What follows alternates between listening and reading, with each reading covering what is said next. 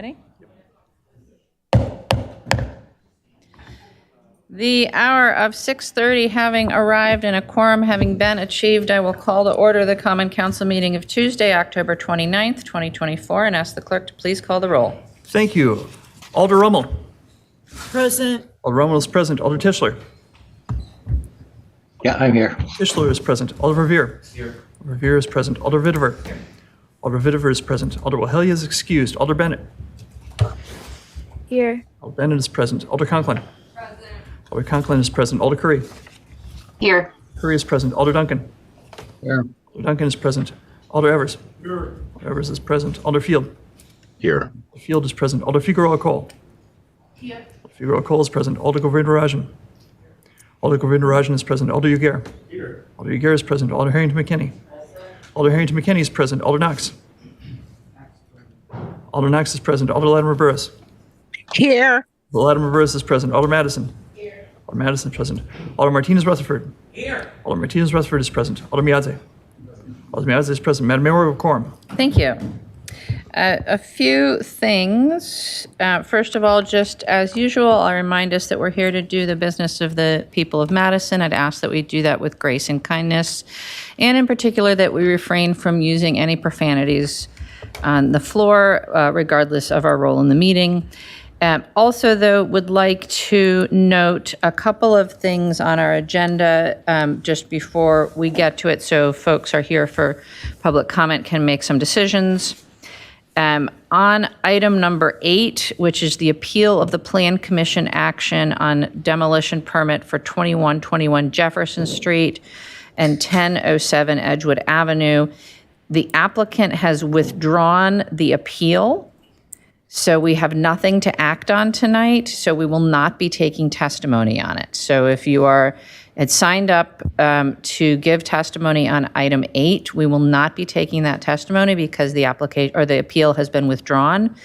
We expect that this will come back before the city and the Plan Commission at some point in time, and would encourage folks to give public testimony at that time when it does.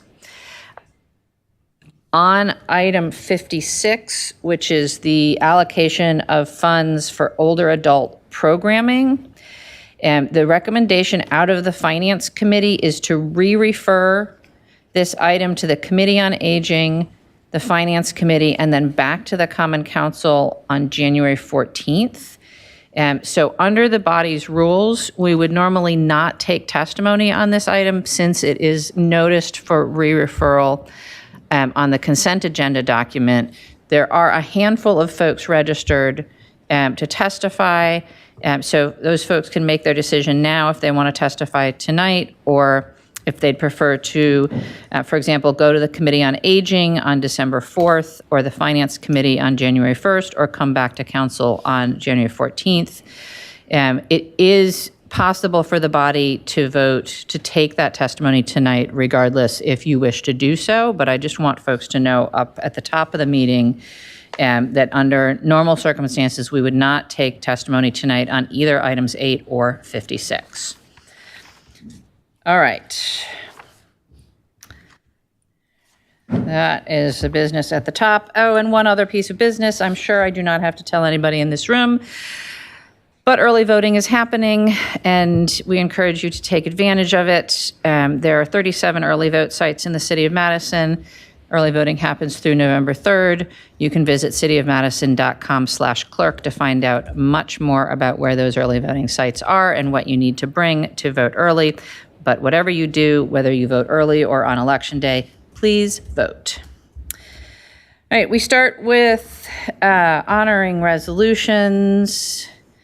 The first is item 1, Legistar 85768, declaring November 20th, 2024 to be Transgender Day of Remembrance. I do not believe we have anyone here to receive this item, so perhaps Alder Martinez Rutherford would like to move it. I move that we approve. Moved and seconded to approve. Is there any objection to recording unanimous vote in favor of item 1? Seeing no objection, item 1 is approved. Takes us to item 2, which is Legistar 85799, recognizing November as Homeless Awareness Month. And I will turn to President Figueroa Cole. Thank you, Mayor. Whereas on a single night in January 2024, 737 people in Madison-Dane County were experiencing homelessness in shelters or on the streets. And whereas annually close to 3,000 people are served in emergency shelters and transitional housing in our community, and many more live in unstable, double-up situations or in hotels. And whereas the number of Madisonians affected by homelessness is a significant community issue, and whereas homelessness has a tremendous impact on those who experience it, particularly children, and has been shown to inflict higher levels of emotional and behavioral health problems, increase the risk of serious health issues, separate family members from one another, and disrupt school attendance, often leading to lower academic performance. And whereas there are many causes of homelessness, but chief among them are a shortage of available affordable housing, enduring poverty, the growing gap between soaring housing costs and the stagnant incomes, health and behavioral health challenges, and domestic violence. And where people of color are disproportionately represented among those who experience homelessness, largely due to long-standing historical and structural racism reflected in housing segregation, poverty, and higher rates of incarceration. And whereas while issues around homelessness are complex and challenging, they are solvable. And whereas we can address those issues not by blaming the people who experience homelessness, but by working to build a response system that is humane, equitable, and coordinated, and that is focused on an ultimate solution to homelessness, which is providing stable, affordable housing. And whereas the City of Madison collaborates with service providers and people with lived experiences of homelessness to evaluate the homeless response system and implement best practices to effectively meet the needs of our community. And whereas the City of Madison invests in all aspects of homeless response system, including the solution of affordable housing, and whereas the purpose of this resolution is to raise public awareness about the extent and impacts of homelessness in our community, and to call on leaders at the local, state, and national levels to rededicate themselves to take the necessary steps to make homelessness a rare, brief, and one-time experience for our residents. Now, therefore, be it resolved that the Madison Common Council, on behalf of the residents of Madison, Wisconsin, do hereby proclaim November 2024 as Homelessness Awareness Month and pledge to commit this city to work towards its eradication. Thank you. Thank you, President Figueroa Cole. We'll take that as moved by President Figueroa Cole. Is there a second? Moved and seconded. And I believe we have folks here to receive the proclamation. If you'd like to come forward. And you can speak to it, and I believe we have a parchment for you as well. Oh, thank you. Thanks for the recognition that November is Homelessness Awareness Month. I am Janie Keister. I work in the Madison School District in the Transition Education Program, which implements the McKinney-Vento law that serves homeless students and families. And what I'd like to do is bring the words of some of our students and families to you, because I think what they have to say is more important than what I can share about them. The first one is written by a mom experiencing homelessness in Madison. That is how it is. She lies quietly sleeping, and for once, I do not worry that she's quiet, because when she's awake and chatting, I know that her questions will not have any answers. I lack those resources to help her understand the no to her why. We struggle to find the right places to go, a place for her need to move and be a child, my need to find resources and supports, a place that supports us both at the same time. We often end up going where I need to go. She just follows along, taking in the same stories, the same explanations, the same tears wherever we go. She's too young to keep hearing my failures along with our struggles, too young to experience the day-to-day challenges of homelessness and poverty, too young to be hungry and cold and tired all the time, just too young to be listening to and experiencing adult issues. I let her sleep on my lap for lack of a better place, in my arms, hopefully feeling as safe as she can, on the park bench outside while it's still warm enough to come here and play. Soon we'll collect her siblings, the ones who had breakfast and lunch at school, the ones who will bring her their snacks and milk that they snuck into their backpacks. They'll bring something for me too, but I refuse, knowing that she's going to need it more than me, and they insist, they worry. I think they know I'm trying my best, but yet I don't have any really good news. They take her off my lap and let me walk around for a bit by myself, time to try and make a plan for our next step. We did not get into the shelter tonight. There's a large waiting list. I did not get an invite from any of my friends or families to stay with them doubled up. I wouldn't know how to get there anyway. I don't have any transportation. They gave me a gift card for groceries that I cannot use because I can't get there.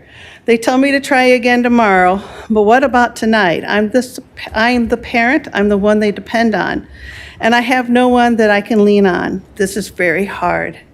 I let them all sleep in a pile of blankets hidden behind the church. We go to the gas station in the morning to get ready for school. We'll meet the bus at the shelter that we did not get to stay in. We start over hoping for something to be different. They'll have breakfast and lunch at school. We'll find something in our pockets that they left for us today. That's how it is, looking out for each other, holding each other, caring about each other, worrying about each other. Maybe we'll get into shelter tonight. Maybe I will sleep for a while. Maybe it will be different. The second one I have is from an unaccompanied youth.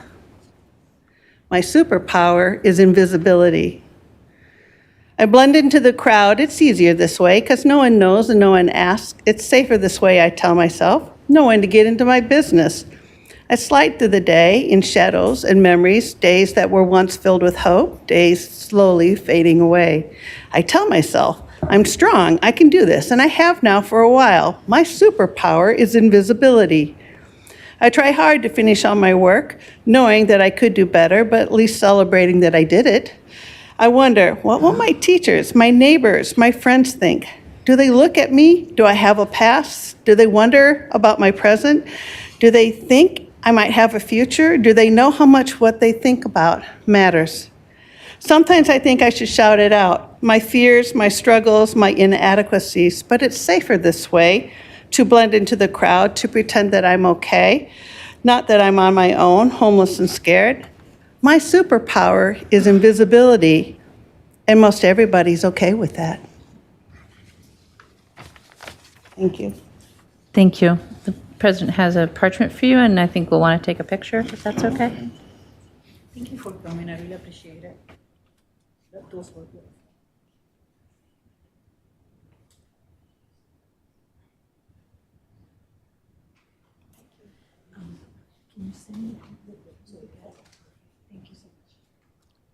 It's been moved and seconded.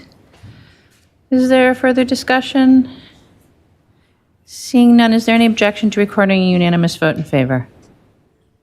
Seeing no objection, we'll record a unanimous vote in favor, and thank you again for being here and for sharing those words. That will bring us to disclosures and recusals. Are there any disclosures or recusals on items on tonight's agenda? Seeing none, then we'll move on to the presentation of the consent agenda. President Figueroa Cole. Thank you, Mayor.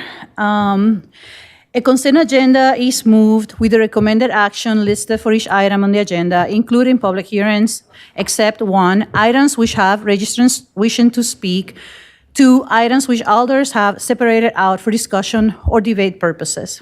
This document lists supermajority items, agenda items with recommendations different from the agenda, items for exclusion, items introduced from the floor, and agenda items with corrections.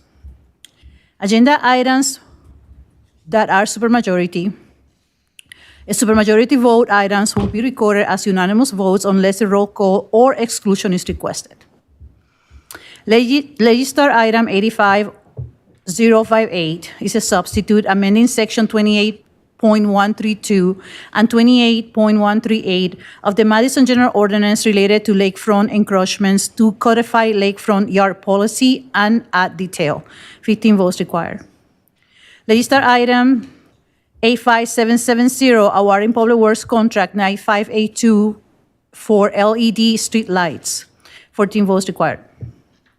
Legistar item 85554, reapproving a certified survey map of property owned by E&K Land LLC located at 14112 Flom Road. 14 votes required.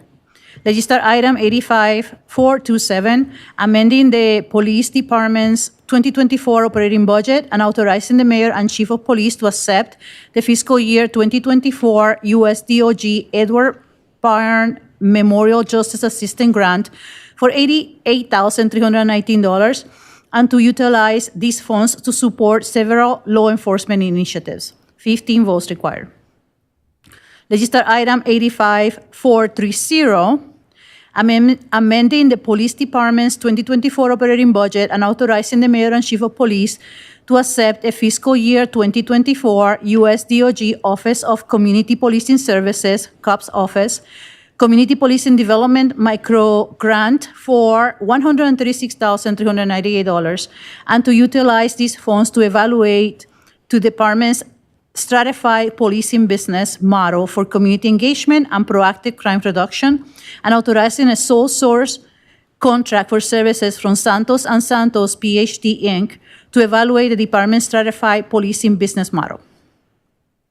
Legistar item 85498, amending the 2024 adopted operating budget for the City of Madison Fire Department to accept $520,384 of grant funding for the Department of Homeland Security, Federal Emergency Management Agency, also called FEMA, for the Regional Catastrophic Preparedness Grant Program. 15 votes required.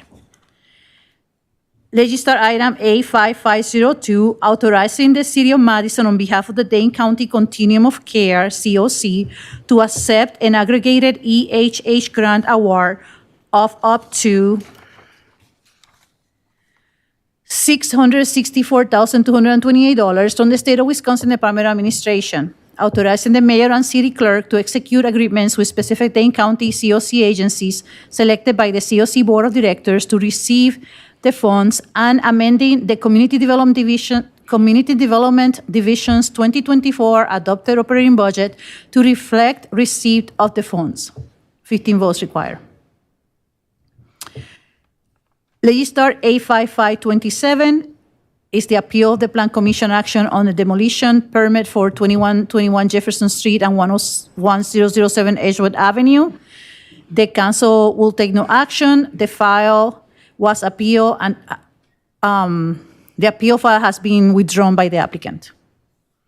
Legistar item 85469, approving the allocation of city funds that are budgeted and designated to support older adult programming among a group of agencies selected through a request for proposal process conducted by the Community Development Division for use beginning in 2025.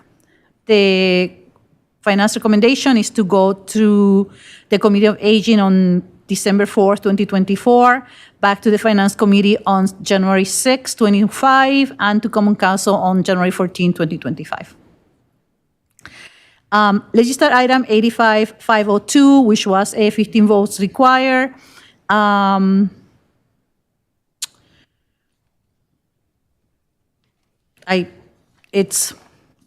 Again, the recommendation for that one is to adopt. Legistar item 85504, awarding up to $2.77 million of city affordable housing funds authorized in the city's 2024 adopted capital budget, and up to $2.75 million of city funds also authorized in the 2024 capital budget with number 51 for affordable housing to help finance the development and preservation of approximately 152 units of affordable rental housing in projects selected through a request for proposal process, and authorizing the mayor and the city clerk to enter into agreements with agencies to implement the development projects. The recommendation is to adopt. Legislative item A5520, awarding up to $697 in community development block grant CDBG funds through Community Development Division's capital improvements for nonprofit housing CINH program to 3 nonprofit housing providers: Project Home, Nehemiah Center for Urban Leadership Development, and Madison Community Cooperative, and authorizing the mayor and city clerk to enter into agreements with those agencies to implement the specified rehabilitation programs. The recommendation from Finance is to adopt. Legislative item 84643, approving housing recommendations that serve to strengthen efforts to expand rental, homeowner, and student developments prepared by the Housing Strategy Committee. The recommendation from the Housing Strategy Committee is to adopt. Agenda items excluded by 1, request of alders, 2, speakers registered by noon on October 29, legislative item A5496, report of the mayor submitting resident committee appointments. Alder Harrington McKinney requested exclusion. Registered item A5729, report of the mayor submitting resident committee appointments. Alder Harrington McKinney requested exclusion. And legislative item A5469, approving the allocation of city funds that are budgeted and designated to support older adult programming among group of agencies selected through a request for proposal process conducted by the Community Development Division for use beginning in 2025. And we have speakers registered for that. There's no introductions from the floor at this time, and there's no other agenda corrections. Thank you. Thank you, President Figueroa Cole. We also have speakers on item 60, so that will be excluded. Are there any other requested exclusions from the consent agenda at this time? Seeing none, then let me go over that just one more time. The following are supermajority items requiring 14 votes, items 42 and 46, requiring 15 votes, items 11, 50, 51, and 58. Recommendations that are different from what is printed on your agenda. Item 8 has been withdrawn. Item 56 will be re-referred to the Finance Committee on, to the Committee on Aging on December 4th, the Finance Committee on January 6th, and the Common Council on January 14th. Item 59, the recommendation is to adopt, and 15 votes are required. And item 63, the recommendation is to adopt, as is for item 65. The following items will be excluded, items 14, 16, 56, and 60. We have no introductions from the floor or corrections. Is there anything else for the consent agenda? If not, a motion, please. Move to adopt. Second. Moved and seconded to adopt the consent agenda. Is there any objection to recording a unanimous vote in favor? Seeing no objection, the consent agenda is adopted. And we will move on to public comment. Give me just a moment to refresh. All right, so again, we are not taking public comment on item 8, but encourage folks to stay tuned for that item to return to the Plan Commission. There's clearly a number of people interested in that item. On item 56, We did have 5 folks registered to speak on item 56. Is there any desire, I don't know if they're here or online, but is there any desire by the body to see if those folks are here, or should we postpone until Committee on Aging? Not Alder Figueroa Cole? I think we can postpone to follow that, if that's Okay. okay. So for anyone that was here for item 56, just a note again that the next chance to testify on that will be at the next Committee on Aging meeting, and we encourage you to do so. Then on item 60, which is awarding city affordable housing funds and funds authorized in the capital budget within TID 51 for affordable housing to help finance the development and preservation of approximately 152 units of affordable rental housing in projects selected through a request for proposal process, et cetera. We have registrants wishing to speak, starting with David Drapak of District 6, to be followed by Abby Davidson, to be followed by Paul Schechter. Do we have David? Mayor, there's none of those names are in attendance. Is David in the room?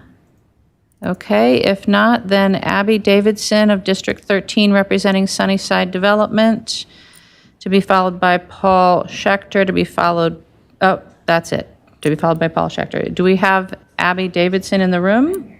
Abby's here. She requested that I go first. Is there any objection? All right, so is that Paul? Yep. All right, Paul Schechter to be followed by Abby Davidson. Both, Paul is of District 6, and both are representing Sunnyside Development. And Paul, you can go to either side of the dais to talk into the microphone. Okay. Hi, everyone. Paul Schechter, Executive Director of Sunnyside Development. I'm here in support of item number 60, in particular, the funding for Red Pine Cooperative. I have a few things to say. First of all, thank you for this very important allocation just in general for the nonprofit RFP. Similar to the LIHTC RFP, it's a critical source of funding, but there is one distinct difference. Both create affordable housing, but the nonprofit RFP also preserves community fabric. It allows people to stay in their homes. And this RFP is only done once every 2 years. Right before the introduction, earlier this year, we received numerous phone calls from members of the public who happened to look out their window and see a for sale sign on their yard. And naturally, it worried them. Some of them would look into it, see how much their property was being sold for, and find out how much their rent would be going up. And then in a panic, give us a call. We got numerous cold calls. And so this is a very real concern from the public. There wasn't enough money to accept all of them. We met with all of them, but regrettably, we had to deny most of them. And the one that we selected was Red Pine. Many of the representatives are here tonight. And this is a group that has been a Near East Side establishment for almost 50 years. They are part of the heart and soul of the community. And they would just, quite frankly, like to stay in existence. They don't want to be kicked out. The longtime owner who is here tonight, Chris, is getting older and is thinking about his future. And the application that we submitted was for funding for the co-op to purchase the property from Chris and to do just standard, typical indoor renovations, like updating the electrical and replacing the water heater. And thousands of building permits are pulled every year for such purposes. To our surprise, after we submitted the application in August, there was a number of public comments opposed to this funding. And I was kind of taken aback because I didn't know why. And the main reason, or one of the reasons, was we weren't notified. There should have been a big neighborhood meeting. And I'm not in planning or zoning, but when you're replacing a water heater or updating your electrical, and it's inside the house and you're not changing the footprint, and the same people are staying there who have been there for decades, I'm not sure why there needs to be a public meeting about it. But as soon as we got the notification, we reached out to each and every single one of them. Your 3 minutes, sorry. Sorry. So we are happy to negotiate and compromise with anyone who would like to speak with us. Thanks. Thank you. And Abby Davidson of District 13, also representing Sunnyside Development.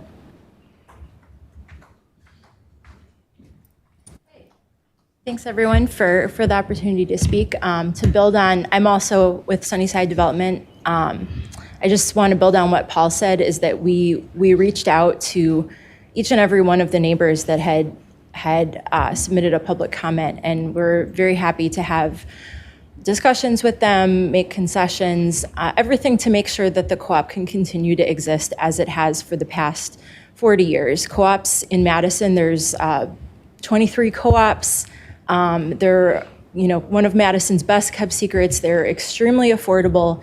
They're one of the only types of housing that can be permanently affordable. And one of the things that I would like to do is make sure that these co-ops can exist, can continue to exist, can be supported, and create new ones. Thank you. Thank you.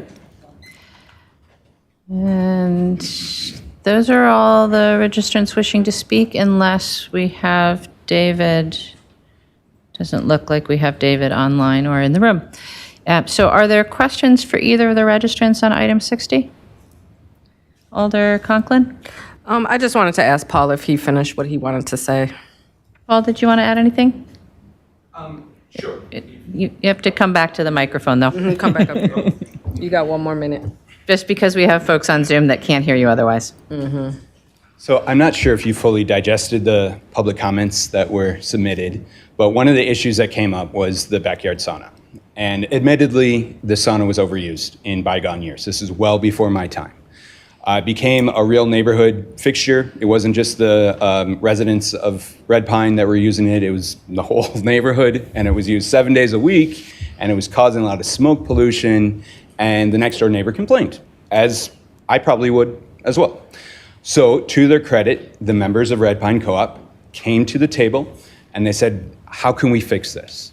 And they voluntarily decided to reduce the usage of the sauna from 7 days per week to 1 day per week. They installed a much taller smokestack, and they installed air quality monitors. And the issue was resolved.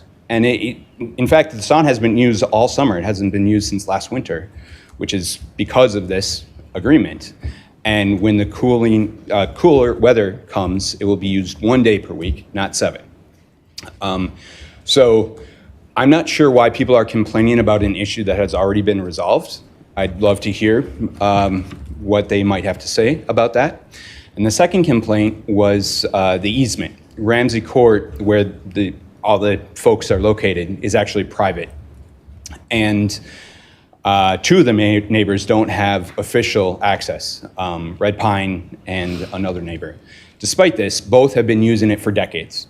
And it has never been a problem before. They chip in with the shoveling. They pay for other neighbors to do it if they can't physically do it. And it, up until this point, where it could be used as a leverage piece, there was no complaints. And now there is complaints, and I find that somewhat curious. And last thing I'll say is that we have reached out for 3 months to all the neighbors, and we said, hey, let's talk. Do we need to increase the payments? Do we need to shovel more? We are ready and willing to sign a legally binding contract that will do that. And nobody has replied. So my thinking is that they're doing it because they don't want the funding to go to the co-op, which would allow it to remain in existence, not because they actually care about the easement. But that's just my perspective. Okay, thanks. Thank you. Are there any other questions for either of the registrants? Seeing none, that is the last item that we have public comment on. So we'll move on then to item 4, which is Legistar 82657, a presentation from the Streets Division.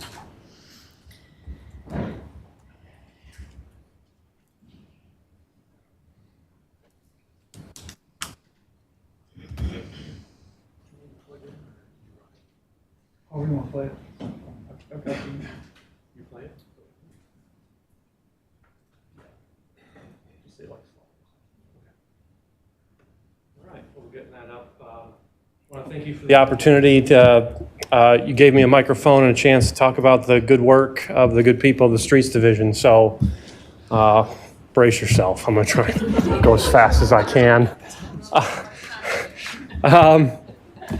Just as a friendly reminder, and I have to write it down because whenever I just try and list it out, I always forget one. We collect trash, recycling, large items, do street repair, mow the medians, sweep the streets, run 3 drop-offs, collect brush, collect leaves and yard waste, do snow and ice, and have forestry. We did talk about forestry when we were back here in June for almost an hour and a half, you may recall, with my good friends and colleagues from engineering as well as parks. So unless you want to ask questions about forestry, we're going to leave that one alone for tonight. As we get started here, I wanted to mention one of the things I think that makes the Streets Division a little bit unique amongst the 29, 30 city divisions is about 90% of the work we do is either tied to a strict schedule that our residents expect or completely at the whim of Mother Nature.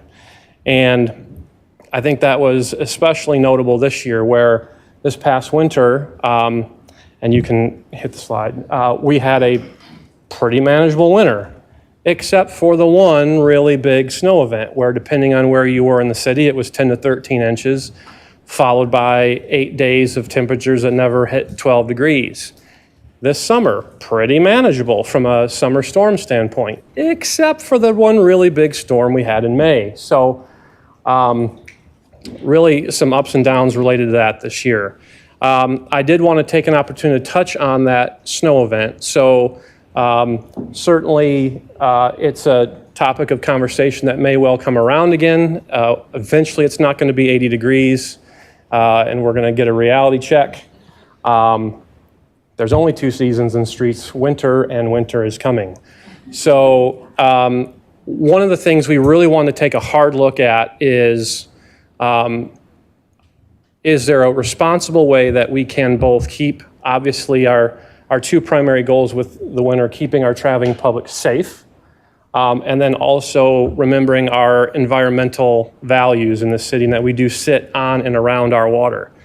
And so we looked at 3 options pretty heavily and landed here with magnesium chloride. And what that is a coated product, and where the rock salt that we use, if everything goes perfectly, can melt snow and ice at about 18 degrees.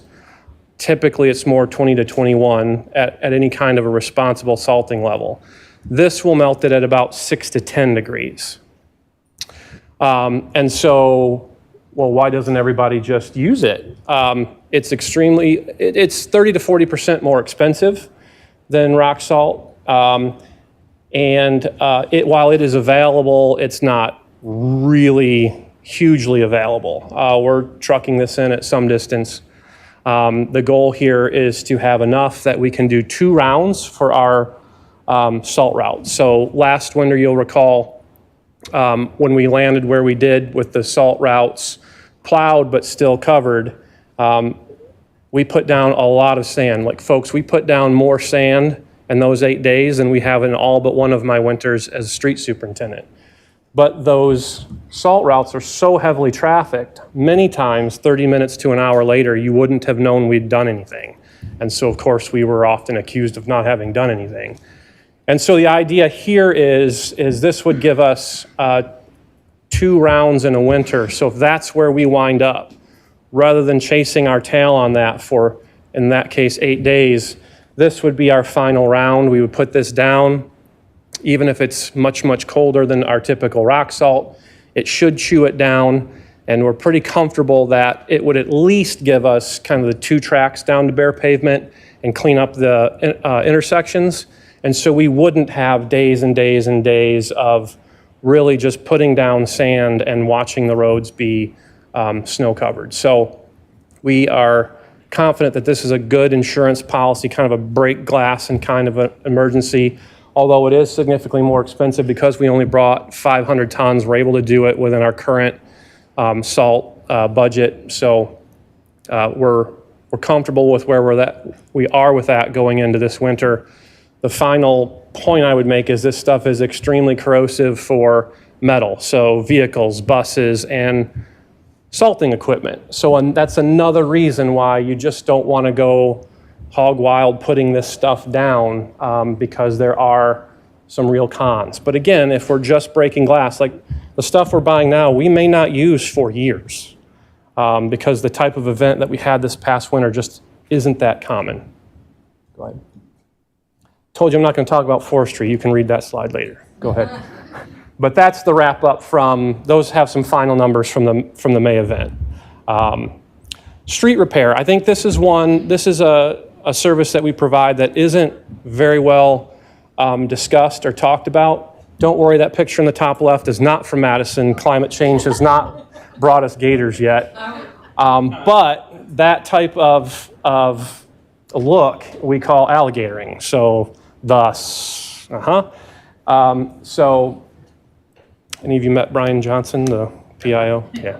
So that is, but I put that there for an example. The picture here in the top middle, when we have this type of alligatoring or similar, in the past, our really only way we could do it was go in and chop that up. If your eyesight's really good, you can see about 4 different streets vehicles lined up there.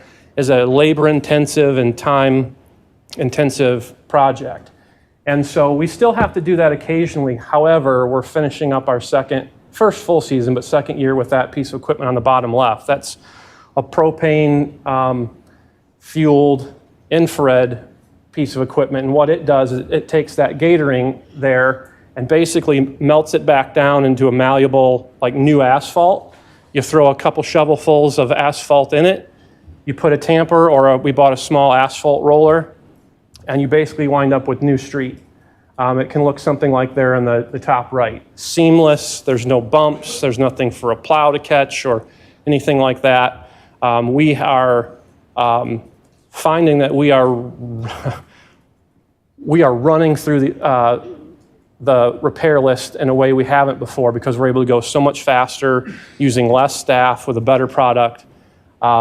In fact, we had the ability this year, our friends in parks, so since the pandemic, they've not had the ability to attract pavement contractors for their parks parking lots. Those are very small jobs. And for the pavement contractors, they're looking for something more lucrative and bigger contracts. And so what happens then is that pavement degrades, and small repairs become big repairs become small capital projects become really big capital projects. And so basically this year we did about $80,000 worth of work in the parks for the first time. We in streets try to operate under the guise of, if you want a cup of sugar, that's free. If you want a pound of sugar, go to the grocery store. And so Parks went to the grocery store and bought us $80,000 worth of work this year. So we did a lot of work, particularly their list this year was West Side Park heavy, but they've got a list for us on the east side as well. So that was a really good partnership, and the time was made possible by some changes in our equipment.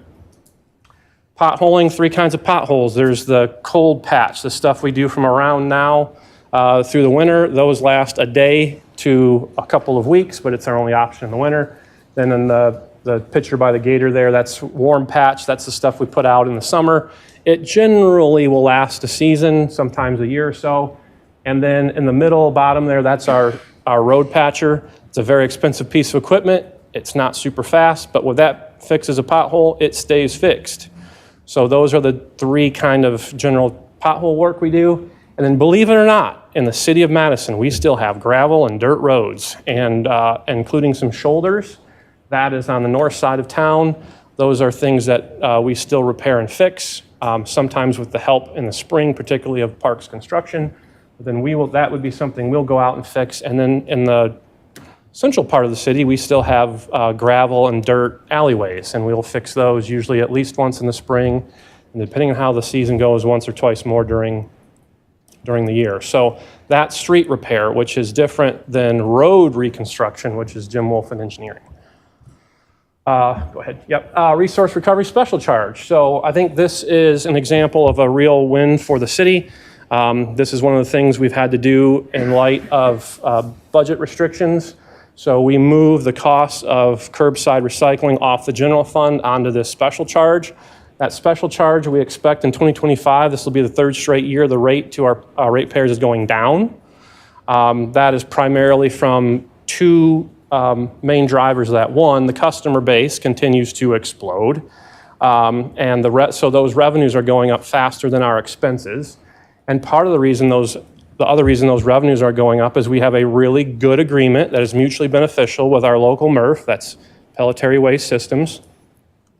They do a great job investing in their people and their technology to drive the cost of their recycling up, which of course helps benefit us. And so the rate goes down even though we're doing things, you'll see in a future slide here, of doing food scrap drop-offs that this recovery charge is now covering for the first time this year. And next year is going to be funding a staff person that we have to add because of all the growth in the routes. And it's still going down. So I think that's a nice win for the city. Food scrap drop-off. So Mr. Pierce here in the bottom right corner, that's the farmer who takes our food scraps. Yep, Robert Pierce. And he's, we appreciate him, because if not for him, I'm not sure where we would go. As of 10/28, we are up to 30,000 pounds, 15 tons of food scraps that has been diverted from the landfill. This was funded for the first 2 years through a USDA grant. This year was funded and expanded by the Resource Recovery Special Charge to 3 locations. And we have a partnership with Sustain Dane. They actually provide that staff and that setup at the 3 farmers markets. And that has gone exceedingly well. Every year we get a little bit more in, and it kind of keeps a foothold for us in food scrap drop-off, and the hope we have someday of being able to get a meaningful, large-scale, perhaps even curbside collection process once we have some ways to do that and a place to take it. But for now, this is a nice win where we can get it. Okay, a big one here. So trash and recycling. Traditionally, trash and recycling has been measured by weights. We're moving away from that. As you can see here, the numbers for trash and recycling haven't changed much by weight, and recycling have actually come down some. This is despite adding lots of new residential customers, and this really has to do with some primary drivers around customer buying habits, as well as the type of packaging that we see now. Very little anymore is done in glass. Packaging gets lighter and lighter. I mean, even the plastic bottles that we prefer not to see are getting thinner and thinner and thinner and way less. And so this is like I said, important to note. And in the industry, they're starting to move away from weight as a kind of a way to measure how much you're bringing, how much time and energy you're spending on this. And in fact, in truth, the weight makes very little difference in our expenses and our needs for trash and recycling. The lion's share of the cost of providing the program is getting that truck and that operator to your curb. Whether your cart is 10% full or 100% full almost matters not. And so getting into like counting residential units that we're serving and stops we're making and cart counts is a much better way to measure growth. Go ahead. So let's talk a little bit about the growth we've seen. So since 2013, a conservative number is 5,800 trash and recycling users that we service. The city has seen many, many, many more units added, but we don't service all of them. 5,800, I think if you had a less conservative number, you could probably go even up 800-900 more than that. Plus, we've added 120 park locations that we collect from. And since 2018, as you can see there, 14,000 units that derive some or all of their services from the Streets Division. So in 2018, January 18, I became the Streets Division Superintendent. We actually took 4 trucks off of trash and recycling. And now we're looking, as you're all aware that are keen in on the budget, looking at adding 2 back. In that meantime, what we've been doing, as we have continued to see growth, and we've had growth of anywhere from 400 to 900 units a year during that time, is kind of a robbing Peter to pay Paul. Like if we've redistricted, so we've moved some people's trash days to try and balance that out some. We've redone our routes multiple times a year, which isn't something a resident would notice. And let's say Wednesdays are heavy, we will pull people off of other work to put them out on a Wednesday or a Monday in order to get the trash and recycling done. And as that continues to grow, we are to a point now where we're doing it pretty well every day. And the numbers that we pulled both internally matched up pretty well with what planning provided us. We're looking at another 900 units that we service are looking to be added between the fourth quarter this year and the end of next year.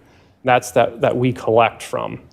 And so we've just seen, like I said, a tremendous amount of growth here. And perhaps there's a question, well, what about the 4 that you pulled off 6 years ago, 7 years ago? That is a combination. So the primary thing that went there is they now are on street sweepers. That was a savings for our budget. We added 23% of our tonnage to street sweeping. Our street sweeping tonnage went from 4,800 tons a year to 6,000. We made some schedule changes, did some other things, and I think it was $60,000 was added to the stormwater utility, which they were happy to pay. And we saw tremendous growth in our street sweeping. It's also why now we get virtually no complaints during leaf season, where we are now, of the leaf litter being left in the road for days and days. Because we have so much more sweeping capacity, we stay right behind. And so that, plus taking on this other growth, as I mentioned, plus absorbing the enhanced salary savings, leaves that have been necessary to balance budgets, like those all just add up when we have the work we have to do. So I just want to be transparent with people. Like that's why we're looking to add 2 staff in a very, very difficult budget. I can appreciate it. 1 on the resource recovery charge and 1 from the general fund. We've tried to be responsible, try to be transparent with what we're doing going back 6 years and where we are now. And then the other way we try to make things work is kind of controlling the service growth. So certainly more painful for certain parts of the city than others, but beginning in the new year, we're not going to collect large items from 9 units and above. This picture took us about 10 minutes to find when we went out looking. It's not hard to find. This is what we get oftentimes, not all the time, from 9 units and above. This is move out. This is a unit, this is multiple units moving out. This is not what we were designed to pick up. The way we collect large items are 1 or 2 people hanging off a rear loader, throwing it in the back of a rear loader, or a clam, grabbing 1 or 2 pieces at a time. The way this should be collected, and it is in other places, is with large roll-off dumpsters that are kept on the property and managed by whomever is handling their trash and recycling. We're just not set up to do this. And frankly, as the city continues to grow and grows outsized in this type of development with the 9 and above, much more than the single family, this was just a business we needed to get out of. And so it is about 11% of our large item work orders. It's somewhere between 14 and 16% of our time. This takes a tremendous amount of time to collect versus someone buys a new sofa and puts the old one out. Someone buys a new mattress, sets the old one out. So that is that. And I think that's it. So I think I did all right. So much more we could talk about. But I'll leave it up to you all to decide if that's. Thank you, Charlie. You did about 20 minutes. Good job. Dang. Thought I could do better. Thought you guys gave me a microphone and a chance to talk about streets. So it's good. You hit the high points. We do have a number of alders in the queue for questions, starting with Alder Knox. Did you say that you don't do road reconstruction, or Yeah, so major road reconstruction, that's done through engineering. All right, so I'll beg off that question. I appreciate that. But I have a constituent that on the last two occasions kind of loses his mind about how you guys fill the potholes, go, and then right after that, it's all over the place. So seeing what you presented there, do you make a decision whether to use that one process versus spray patcher? just coming by and putting asphalt in a pothole? Can you? Sure. So the advantage to the spray patch, the large machine that was in that picture, is when that's done, it's done. It's not going to be a pothole again, but it does leave a few pebbles behind. So that's the disadvantage of it versus, let's say, kind of the tradition, you take a shovel and you flop it in. I would say mostly we try to focus the spray patcher where we know it's going to be the longest period of time until the road is redone. Like, we don't want to dedicate that spray patcher to a road that Jim's coming through in a year or two. We're trying to focus that on maybe it's going to be 4 or 5 years. It's not perfect, but that's what we try And to I do. noticed these have happened during not winter or anything like that. Yeah, we can't put that out in the winter. Beg your pardon? We can't put that out in the winter. The only option we Right. have in the winter is the Yeah. cold patch, and that's So not it very just seems like this last time, immediately after that, he's coming over saying, look at the crappy job being done, and on and on. So I don't know. He doesn't like the and it's the pebbles that are same, left and it's behind. the same spots that was done previously. Well, if you want to call or email me the address or the block, we can look into it. Okay, cool. And I think that was, my other question was the reconstruction process was changed, but I'm just wondering if it's cost effective maybe. Who do I direct that question to? Jim Wolf. our city engineer. All right, I'll call Jim. Thank you. Thank you, Alder. Alder Evers? Thank you, Mayor. Thanks, Charlie, for a great presentation, and thanks to all your staff for the wonderful work that you all do. Yep. The slide on the recycling, I don't know if we can go back to that, but I had a question about, those numbers there. Maybe I'm not seeing them carefully, but it looks like, and you commented on this, where the amount of trash in the tan carts are going up, but the tonnage in the green carts is going down. And you said something about how the weight of recycling by moving more towards plastic items. It's my understanding that plastic items aren't as marketable, that the market for glass is pretty steady, for example. You don't get paid much, per ton for glass, but at least you can sell it. But where, at least what I understand, a lot of plastic is not getting recycled. And could you comment on that? Because I actually try to purchase glass as opposed to plastic containers, because I assume it's more recyclable and it's less likely to be thrown in the trash, or for Pelletary to sort it out, because that's a type of plastic that they just can't sell. You know what I'm getting at? I do. So glass is highly recyclable. And we're fortunate we have a pretty steady market for it here. There's not much money in it. In fact, sometimes it actually costs us to recycle it. Sure. Plastic, certain types of plastic, the plastic that comes like a milk jug or a pop bottle or something like, water bottle, that is recyclable. Now,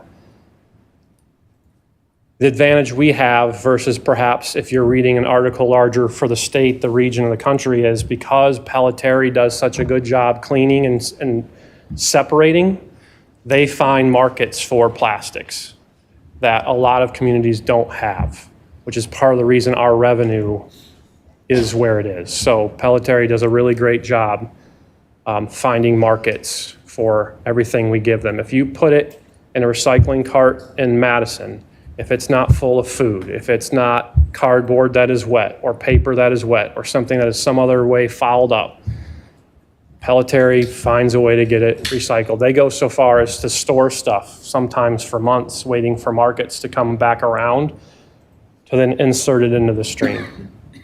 And lastly, and I suppose I could carry this on offline or talk with Brian Johnson, who loves to talk about recycling. He does. Is if in doubt, and it's made of plastic, go ahead and put it in the cart. If provided you clean it first.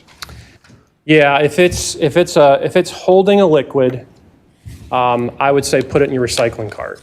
If it's holding like the plastics that hold the fruit and they crinkle, throw that in the trash. That's not going to get recycled. If it's plastic film that wraps around, I don't know if they don't make these anymore, but DVDs, right? You'd always have that plastic film. That is trash. Please just throw that away. And plastic grocery bags are trash too, correct? It depends. What? Yeah, they find markets for them at times. Yep. I always get paper when I go to the. Yes, of course. Okay. Or take a reusable bag. A reusable bag, of course. Yes. All right. Well, thank you, Charlie. Appreciate it. That's it. Thank you, Alder. Alder Conklin? Thank you, Mayor. Thank you, Charlie, for that. It was very informative. Since we're right here on this screen, I know you said you weren't going by the weight no more, but what are you going to go by to see how much trash or recycling we're getting rid of? So, well, I mean, the weight will tell us how much we're getting rid of, but as far as driving the city's cost to collect, we're going by residential units we serve and cart counts. That's information we track now. One of the side benefits of the Resource Recovery Special Charge is the Streets Division for the first time had to put together a customer list. We never had that before. Ooh, can you say that again? No, I'm just kidding. And so now we do have a customer list, and it very closely mirrors our solid waste list. And so we know our counts in a way we didn't 4 or 5 years ago, 10 years ago, 30 years ago. And so we are much more interested in the unit counts that we are collecting from and how many carts we are collecting. Do they have 1 cart or do they have 4? That's what drives our cost much more than how much weight is in the cart. And so we track this. We landfill trash and there's a cost associated with that. But when it comes to really driving cost and staffing needs and equipment needs, weight is a poor way to judge that. The best way to do that is how many units are you serving and how many are on a route, how many trucks and people do you need to do that. Okay.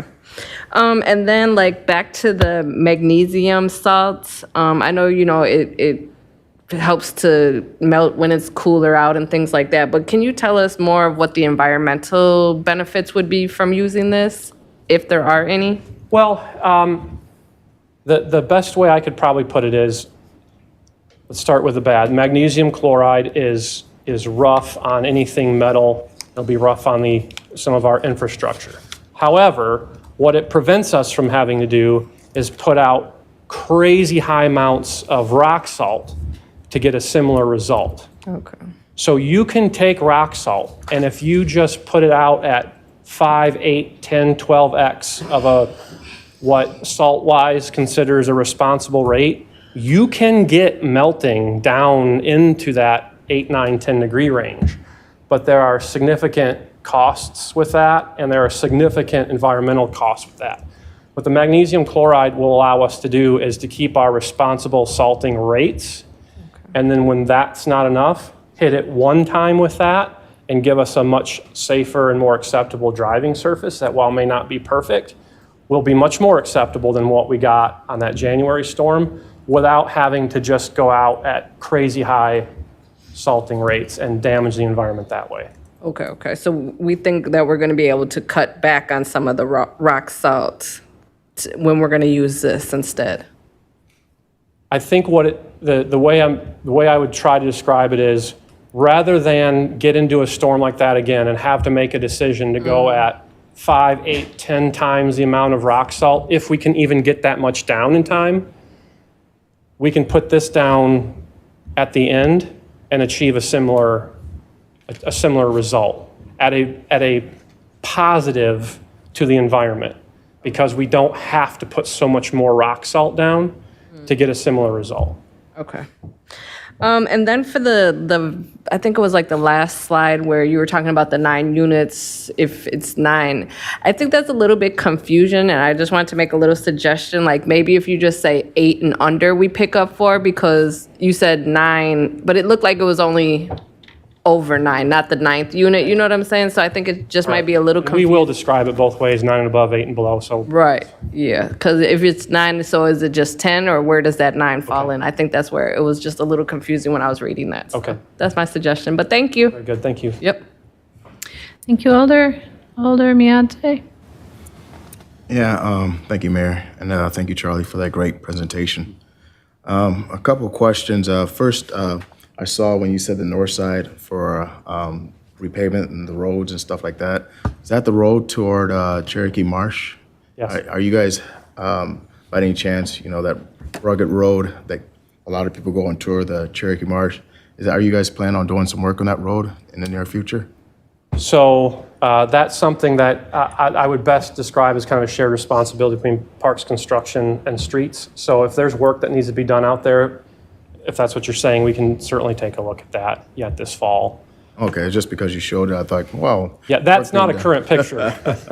All right, and I guess my other question is, how's the city planning to educate residents about keeping the recycling clean and correct to reduce costs associated with improper sorting? So we do, Brian does some public service announcement type commercials. This year, for the first time, I think we did 4 or 5 different times where we actually sent some seasonal staff out and peeked in carts for recycling. Some alders around here might have been notified we were doing that, and then left information behind that, hey, your cart was found to have an issue, and offer them the opportunity to correct it. So I think we're probably going to continue to do that kind of each, late spring, summer, to let people know, we're finding issues in your cart, correct it, let us know, we'll come back and get it. We struggle on that education piece. There's also a lot of information on our website, launching our new website for the Streets Division the next day or 2. Okay. So, little plug for Brian Johnson and our IT group who carry the water getting that done. But there'll be information on there. But I would say, Alder Miadze, we struggle in educating the way, I think, generally in the city, that trying to get anybody cued in on any one thing from any one information resource is extremely difficult. So we try to take an all of the above approach where we can. We have our recyclopedias that we put out both online and in print copies still. So that's what we... Yeah, you guys have been great as far as letting alders know to put information out there. So if you guys continue to let us, all 20 alders, know to put this information out there, we will definitely do that. So I appreciate it. Appreciate that. And I guess my last question too, given that with budgetary restraints coming up, with the 30%, since it's actually 30% more in cost with the magnesium, I'm just wondering, there's no, given that this is probably the first time, right? Yes. I just hope that we're preparing to make sure that, like, say, like if referendum doesn't pass, to make sure that services or doesn't get cut, as far as salting our city, especially during busiest storms. So have we thought about that aspect? Yes, we've worked very carefully with mayor's office, finance, to try and target the potential cuts for the Streets Division that will have little, minimal, no, it's hard to say how the winter goes, impact on snow and ice efforts. So that's why we focused on like brush collections and drop-off sites, because the way the staffing model on that works, it's a lot of seasonal labor that if that goes away, that's a lot of labor that gets spread out in hours that can be put on the Corps. So it was, although it hits brush and drop-offs hard, that was done purposefully to prevent, I would say, very large extent, any type of negative impact on snow and ice. And And again, the expense that we bore on the magnesium chloride, that, while it is expensive per ton, we only bought 500 tons, so it fits within our budget footprint for purchasing salt. So we're fine there, and we're in good shape for salt for this winter. We don't anticipate any issues. So I just didn't want anything to, affect. yeah, none of us do. Okay, yeah, you guys did a fabulous job, and I just want to make sure that you guys are okay. Thanks. For sure. Thank you, Alder. Alder Uguer? Thank you, Mayor, and thank you, Charlie. As I recall, we've given a little lead time to the owners of 9+ unit developments with regard to beginning or withdrawing the large item pickup, which means those owners have a job to do to make alternative arrangements, hopefully get some large dumpsters at certain time, but especially to educate their tenants. Do you have any sense about how that process is going so that we don't screech up to that deadline? And Responsible property owners and property management companies are doing it, and we've had one or two where the residents are calling us and slightly in freak out mode. And we've provided them with, so the simple answer is whatever company is providing your private trash and recycling, they will handle your large items. There's 4 particularly in Madison that provide those kind of dumpster services for larger complexes. All 4 have confirmed for us that they will also do the large items for those companies. So that's where we start with people. That's certainly where you all, if you have people reach out to you, whoever's doing their trash and recycling would be more than happy to do large items. I'm not saying they do it for free, but they'll do it. And we've provided, I know one alder particularly with a list of resources because the property management company has not been positive. Mm-hmm. Well, I'd be more than happy, I'm sure some of the other alders, to blog about, maybe we should share that list more widely. Sure. We might be able, It's no secret. We can send that out. help with the communication. Thank you. But always have them start with whoever's doing their dumpsters for their trash recycling. That's the best place to start. Thank you, Mayor. Thank you. Anecdotally, I can say that I did see posted on a terrace, not precisely legal location, a sign that says, "The City of Madison's policies have changed. Do not leave your large items here." Doesn't have to be perfect. So it's a start. It's a start. Alder Latimer Burris. Thank you so much, and thanks for the presentation. It's always really fun to learn more from streets. I just have a couple of rapid-fire questions just for clarifications, just information that I'd like to gather. So magnesium, how long can you have that last? Is that a forever? So I know, I'm understanding that you guys just are purchasing it so you don't get whacked with a high price. Mm-hmm. How long does it go? Can you sit there forever? So I think, Alder, what we will probably wind up doing is if we haven't used it by the end of the second season, we will, say we get to late February, March, we'll probably mix it in, get it out and buy new. Because I don't want to be in a situation where we need it to 100% work and at 80% work. So that's our getting into the weeds a little bit, which is fine. Great. That's the intent. Wonderful. And I think I caught some of them. I like to go last because I always have a list of questions and half of them get answered. So I think the name of the Gator Fuser, you call it a spray patch, right?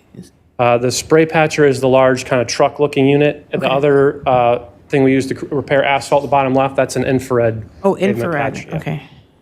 All right. And then I was trying to gather, I don't know if I missed it in the presentations, but how many street repair projects do you think, in a year? Ooh. You guess So we don't, it depends on how you would count. We count it all, anything that you showed us. Thousands and thousands of potholes. As far as where we make repairs like that, we have a list of all the parks we worked in this year, and we know the tons of asphalt we put out, but we're not tracking where we did each individual piece of work. Now, I can check if you're interested. Some of the larger areas we did, we can identify those, but so much is you're there for 15 minutes, you're there for a half an hour. And what we do is we break the city down into very small districts, and we go and we work in that district until it's done, the next district until it's done, with the exception of if we get reported problems, then we'll go out and additionally hit those. Okay, I was just asking because like when, I think it was, I'm going to call it the trees department, but it's forestry or whatever, you know, that they took care of 100,000 trees, or maybe it's you guys. So forestry is part of the streets division. Yep. That's right. Okay, so one day we will get it down. Then I also wanted to ask you about the units, trying to understand the units. Right now we measure by weight, but how many units do we generally have in the city that you guys are responsible for picking up? So we're approaching 70,000. Okay. And then I think, just trying to get an understanding of the slide, you said you anticipate adding between 400 and 900 at any given time. Is that correct? So yeah, based on the information we've been able to discern and planning has backed up, because we're new to this, we're expecting to add about 900 more units that we serve trash and recycling between the fourth quarter of this year and the end of next year. Now, we may be off a little, but that's the anticipated. They build, sell, and get a cart. Okay. And then the last thing, and thank you for allowing me to do the rapid fire, is so for the 8 and under and 9 and above, whichever way you look at it, I think I said that right. Does that include individual units? So like say a condominium complex that say it has 30 condos in it and they have individual addresses. Is that counted, or is it just if it's one address and that has unit 1, unit 2, unit 3, unit 4, A, B, C, whatever way? So you start getting into like how is it parceled and all of that. A lot of times those condos are on private roads, which we don't travel on anyway to collect.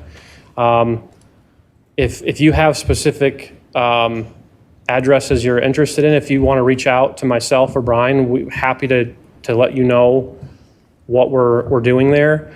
We're trying, we would like to provide the service rather than not. And so, like our first test is kind of a visual test. Does it present itself as individual or duplexes, regardless of exactly how it's parceled out? Okay. But we do have to, consider like how many units are on a parcel and kind of if it's private roads. But generally speaking, if it makes sense, we'll try and provide the service. So again, probably the most straightforward thing is just let us know if you have certain addresses you're interested, and we can let you know where we're at. Okay, thank you so much, and thanks for the presentation. For sure. Thank you, Alder. Alder Vitever. So still on the 9 unit, sorry. That's fine. So because when it was first presented to me, there were going to be several sites in my district that I did not think it should apply to. So something that was originally a single-family home, but is a co-op. That was getting applied, the 9-unit thing. So we're fraternity houses. So has that changed? Because they do not have commercial garbage pickup. They are picked up by the city. They've got the tan carts and the green carts. So has that changed? Are they now eligible for large item pickup? So I don't want to speak out of school, but generally if we are collecting their trash and recycling, our first kick would be to try and collect their large items, unless there is some reason that we can't. So again, if you have specific you're interested, send me or Brian an email or phone call, and we'd be happy. Was the conversation with Brian originally, Yeah. and I was like, wait a minute, I don't think these should be on this list. We're far enough around down the rabbit hole now. We have sent mail to anyone that we're saying you're out. So if they haven't gotten anything by now. Okay, I'll check, thanks. Okay. Thank you, Alder. It's just not clean. I'm sorry. It's just, we have such different housing stock from different eras and different parts of the city. We're, trying to put it out in a fair way, but it's just not perfect. Alder Harrington McKinney. Thank you, Madam Mayor. I have 2 questions. One is that I've gotten a few calls from condo associations, and they are complaining about the condo fees, and so the city is no longer picking up their trash collectors. Is that correct? Well, I'm going to hazard a guess that they're talking about the large items. That's what I'm going to assume they're talking about. So they probably got a letter. Has this been in the last month or two? Yeah. They probably got a letter informing them that we were no longer going to collect their large items. I suspect, Alderman McKinney, what you'd find is we haven't been collecting their trash and recycling. And essentially, what we're really looking to do is, back in 2010, council passed a resolution saying if you're larger than an 8 unit, so if you're 8 and below, the city will collect your trash and recycling. And essentially in 2025, what we're trying to do is match up large items to that. Basically saying we're not set up to collect large items from these large complexes. We probably should have made that change back in 2010. For whatever reason, it's fine, we didn't. But given the pressure on our budget and our ability to grow, we're trying to make that shift now. And that's where, generally speaking, what we're looking at is, are they a trash and recycling customer? If yes, let's see if we should keep them on large items. If no, then the first blush should be that if they're too big for our cart system, we shouldn't be collecting their large items either. So again, if you want to reach out to Brian or myself with a phone call or an email with what the addresses are or whatever, I'm happy to work directly on specific addresses of concerns with you or the property owner or the condo association. Okay, good. Good information. The other is a question this is at the Employment and Training Center that's across from Melva Park. They said that there's been a pothole out front for a year, and that surprised me. I don't know who they were calling, so that just doesn't even sound right. Okay. But they had one of those horses across it, and so they said that the people coming in the parking lot, several had busted tires, da-da-da-da, da-da-da-da. I don't think it's on the street. So who were they contacting and who? So when I heard that, and I made a couple of calls, and the next week or so, someone was out and patched that hole. So were they calling the wrong, and I know you don't know that, but what is that process, or what should that, because that was on city property. It's on city property? Yes. Oh, that's right. Okay. So, yeah, my mistake. So, well, this probably gets into the thing where technically we do the streets and not other city-owned parking lots. However, it's certainly something we can look at and see if there's a fix there that we can get in and out pretty quick. We'll see if that's a cup of sugar. So, Alder, I think that probably the answer is that it's not on the regular streets list, but in that case, they might need to reach out to community development or to economic development, because it's who administers their lease is who they should be calling, right? Because it's city property, but we lease it to them, and so it's managed differently than, say, a park would be. It's not something we would check regularly, or at all, honestly. Thank you, Alder. I have no other alders in the queue with questions. So thank you, Charlie. All right, thank you. Appreciate you.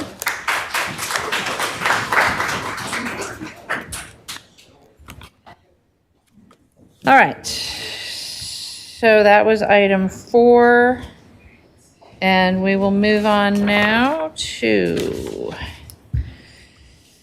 item 14. Item 14 is Alder Rummel question. No, Mayor, I think there's a late registration who's asking me how to make themselves known to the clerk, and I just want to draw it to your attention, and I think Alder, we're long past public comment. No, I'm just letting you know. So if you wanted to ask the council's forbearance to go back to public comment, you could move that, but otherwise I'd suggest that anybody who wants to make comment to the council, email allalders@cityofmadison.com and put their comment in that way, Alder.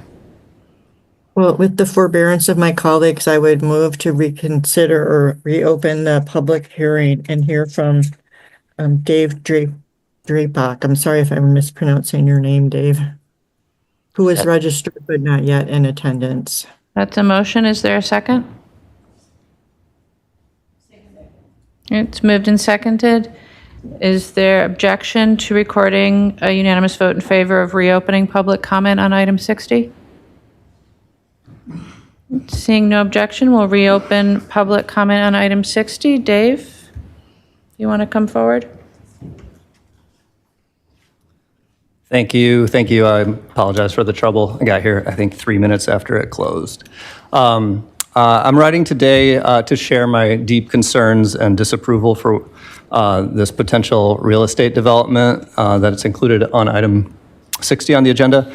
I've been a proud next door neighbor of 212 Mary Street, which is also known fondly as Red Pine. For the past decade, I've been their next door neighbor. It's a magic, special place. It's filled with unique artwork, wild gardens. It's a precious place for urban biodiversity, and it's a cooperatively managed, affordable housing unit. It's a legacy and environment that I feel is very worth preserving. I'm here to ask the council to not approve the proposed development at 212 Mary Street for funding because it is inadvertently undoing, not preserving what is so special about Red Pine. Number one, there's going to be a large loss of green space. The development proposes to build a permanent parking structure in the middle of the property. This structure will permanently restrict the use of this urban oasis for future green space. Number two, cooperation is kind of out the window. The development is predicated on taking away my rights to freely use my property.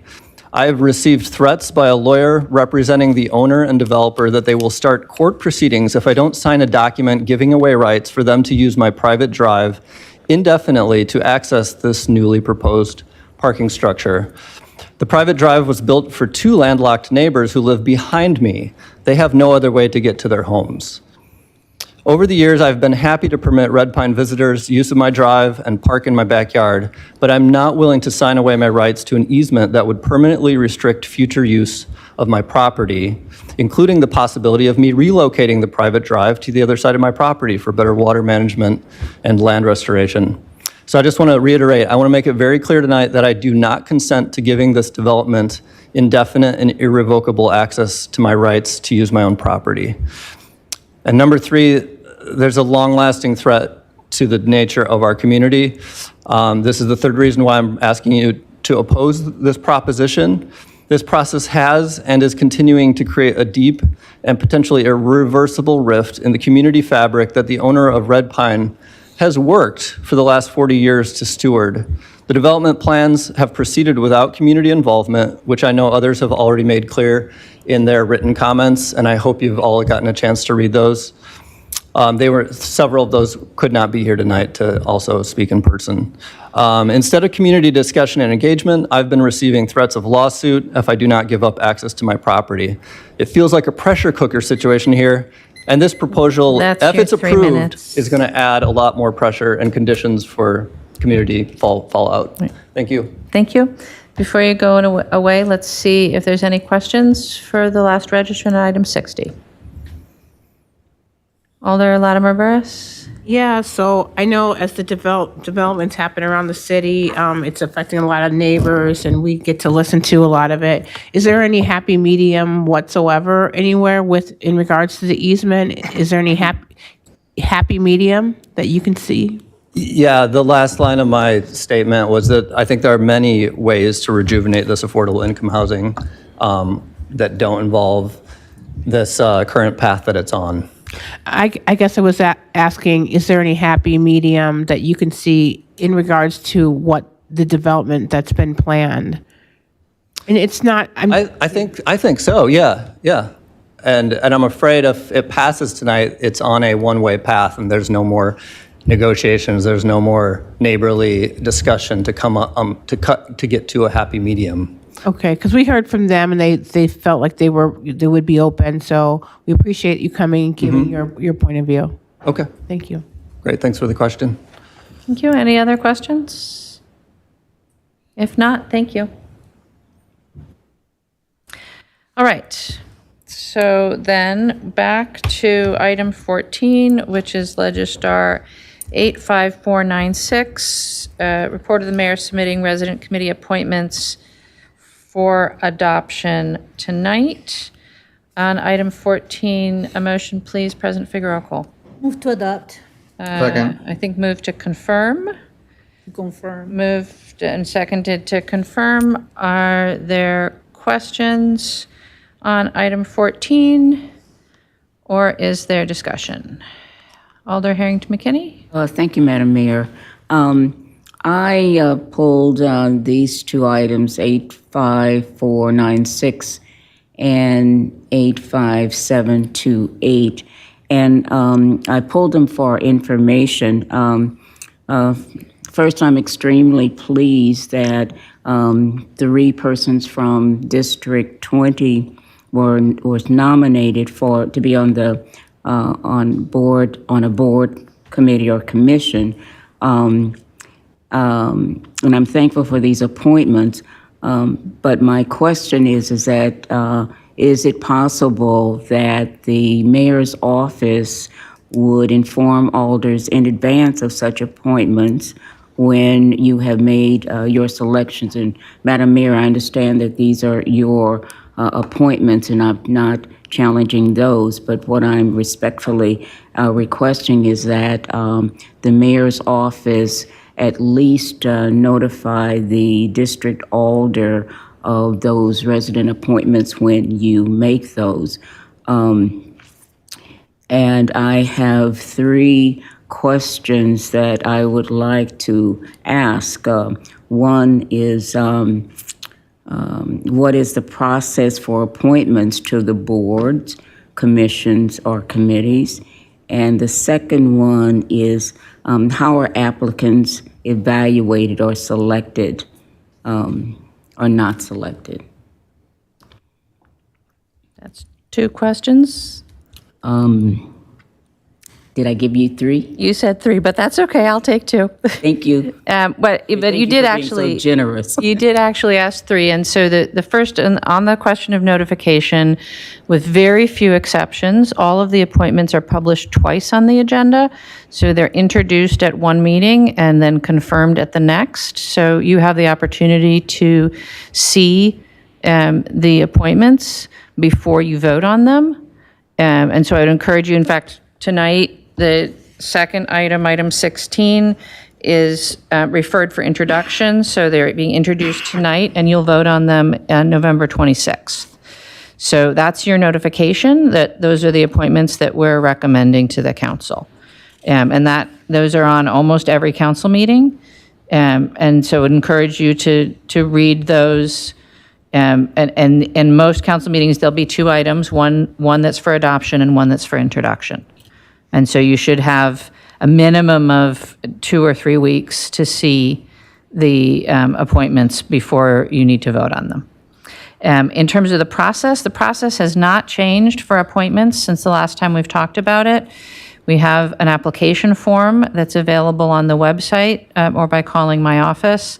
And it asks for some basic information about the applicant, a list of committees that they'd be interested in serving on, and then a brief description of their interest and qualifications.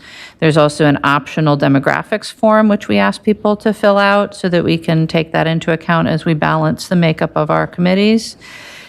Those forms get filed with my office. We have a staff person who's dedicated to managing the committee appointment process. We meet approximately monthly to go over any reappointments or vacancies that need to be filled. In terms of the selection process, we often ask the committee staff to vet potential candidates. And in fact, often we're in a position of asking committee staff to recruit candidates because we often do not have enough people who are interested in serving, particularly on some of our more obscure committees. Building code, anyone? So we often ask the committee staff to either recruit or to vet candidates. Sometimes my deputy mayors will vet candidates and make recommendations. and then I'll make a final decision on both reappointments and new appointments. And then they're introduced to you, of course. Thank you. And just as a follow-up, it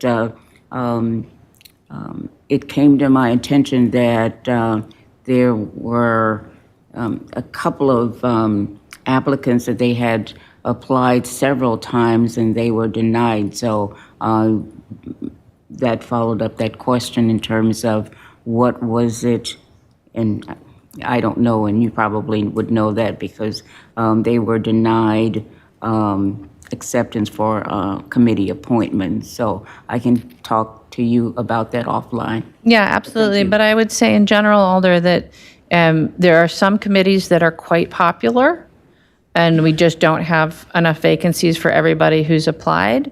And there are other committees which we have to actively recruit to fill vacancies. And so often we'll reach out to folks and see if they'd be willing to serve on something else than the list that they gave us. Sometimes we have folks who are already serving on something that want to serve on another committee, which we don't generally do. And then sometimes folks apply, oddly, who don't live in the city of Madison.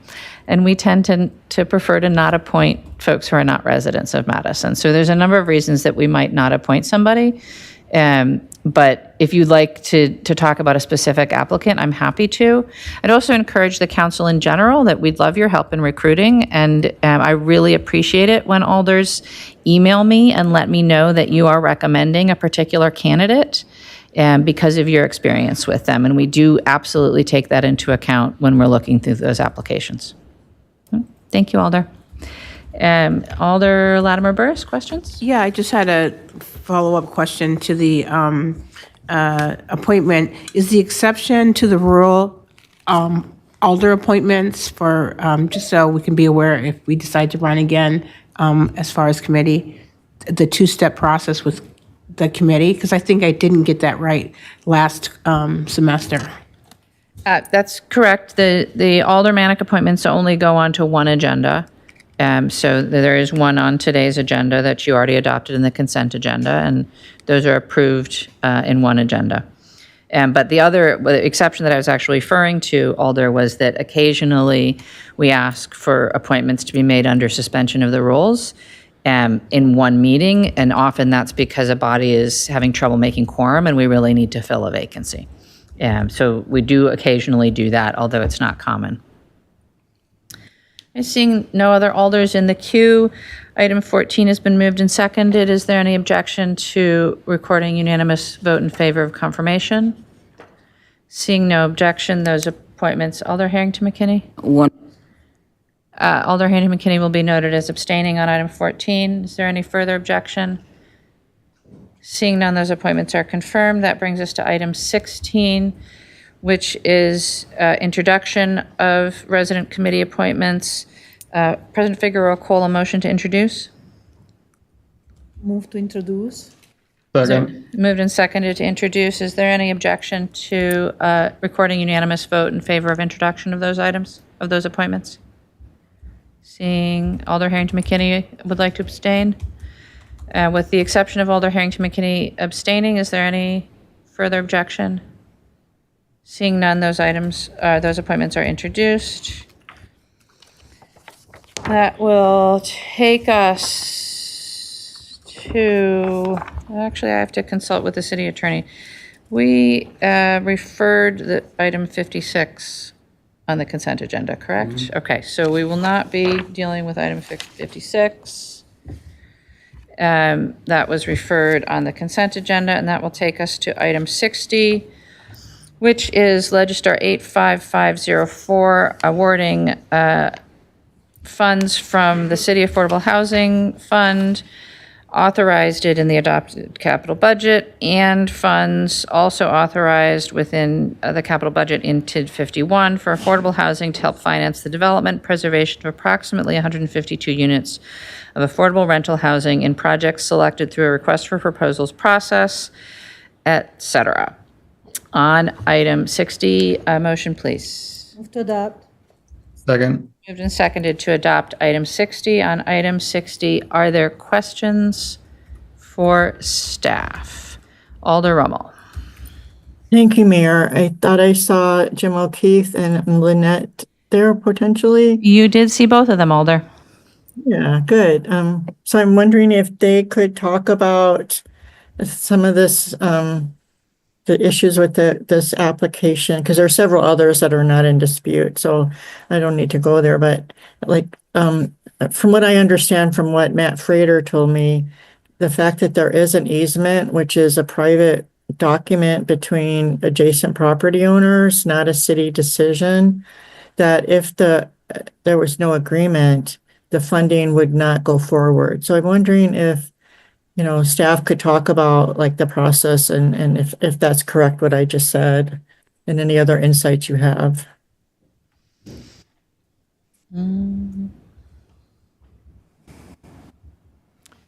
Thank you, Alder. Yes, you probably know that most of the awards that we make for funding come with contingencies. The most common are the need for a developer to assemble other needed financing and to meet city land use and other related requirements. We did hear, as this project was considered by the Community Development Block Grant Committee, we did hear from a number of adjacent property owners about this issue of easement that you heard tonight. And so we have built into this particular offer of financial support additional contingencies that will require issues around those easements to be satisfied to or addressed to the satisfaction of the property owners. If that doesn't happen, that funding won't be made available. If an agreement or arrangement can be met that's satisfactory to all parties, then the funding will proceed. So, so the point, to address more directly what was raised tonight, approval of this resolution does not in and of itself mean that funding would be made available to that project in the event that the easement issues are not addressed. Thank you, Jim. I mean, so this goes to the county, right? I'm not sure, I won't want to misspeak about where it goes, but it's a legal process. Is that correct? It is a legal process. Okay, thank you. Thank you, Alder. Alder Evers, questions? If this goes forward and I do plan to support it, I am offer to all the neighbors that I could help facilitate some kind of gathering so we could meet and maybe some staff could come help if needed, but I'm willing to do that. Thank you, Mayor. Thank you, Alder. Alder Evers, questions? Yes, Mayor, for Jim, does your department, the CDD, offer any kind of mediation in these circumstances to try to bring parties together? We're willing to be helpful if we can, but at the end of the day, this is an arrangement and an agreement that is needed between the two properties. It's an issue between them, property owners. If we can help, we're willing to try to do that, but I'm not sure that there's a lot of help that we'll be able to provide in this particular issue. But that you're willing to do so? Sure. Thank you. Thank you, Alder. Alder Ugair? Yes, and Jim, I don't know that you'd be in a position to answer this, but my recollection from the CDBG committee consideration of this, that we had some input from the attorney's office that the criteria for what's known as an adverse use forced easement does not apply here, that something like 20 years of adverse use, meaning without permission, had to take place before there was any actual way to force an easement against the owner's will. That is a provision of state law, yes. Thank you. Thank you, Alder. Other questions for staff on item 60? Seeing none, thank you, Jim. So on item 60, it's been moved and seconded. Is there discussion? Alder Latimer Burris? Yeah, so I'm really glad to hear, the commentary, the comments, from Director O'Keefe, and to know that it's just not completely settled. Again, it's just about trying to find a way to work together. And sometimes when all parties are unhappy, then we've been able to find the, perfect solution. So I'm going to support this, but I appreciate the opposition because a lot of times it tells us what needs to be corrected. And we all want to come to, in the end, good decisions for our neighborhoods. Thank you. Thank you, Alder. We have no other alders in the queue wishing to discuss. So it's been moved and seconded. Is there any objection to recording a unanimous vote in favor? Seeing no objection, we'll record a unanimous vote in favor of item 60. That will bring us to the end of our agenda. Are there any additional introductions of items from the floor or announcements? Alder Figueroa Cole? Thank you, Mayor. I just want to share with the council of an event coming up on Saturday at East High School. It's a Dia de los Muertos celebration that is put there every year. This will be my third year going, and it is quite an amazing experience to share all the culture and folklore of one of Mexico's history, event. So encourage everyone to go. It's super cool. I wish they would move that to a bigger venue and get way more money for it. Super cheap, and it supports the schools and the arts. So hope to see you guys there. Saturday, it's at East High School, and they have two shows, one at 1 and the other one I think starts at 5. I can send you an email with the details. Thank you, Alder. Yep. Anything additional? Alder Conklin. Thank you, Mayor. I just want to say happy early birthday to my baby. She's turning 18 on Halloween, so she's going to get to vote for the election. Woo! Yeah, baby! All right, happy birthday. And with that, Alder Rummel, it's your turn. I move adjournment. Second. Moved and seconded to adjourn. Is there any objection to recording unanimous vote in favor? Seeing no objection, we are adjourned. Thank you all. Have a good night.